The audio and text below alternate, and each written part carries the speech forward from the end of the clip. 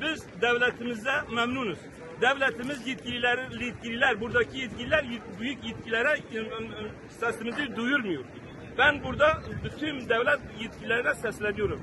Bahçesaray halkı temiz ve cesur ve devletine, milletine bağlı bir halktır.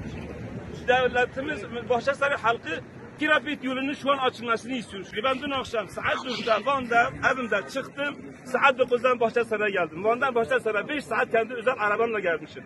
Peki vatandaşlarımız ve kamyon sahibinin kaç saatte gelecek? Yüklü arabalar kaç saatte gelecek?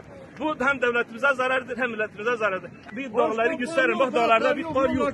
Bir gram kar yok. Bak yollar hepsi açık. Sadece kapatmışlar. Biz istiyoruz ki devletimizle milletimizle beraber olalım. Devlete karşı çıkmayın. Biz bu devletimizle varız. Bahçesaray halkı ne istiyorsun? Gene de helal olsun.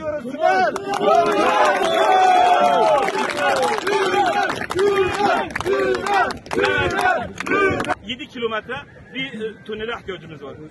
Bahçesaray'ın kurtuluşu, halkımızın kurtuluşu o tünele bağlıdır.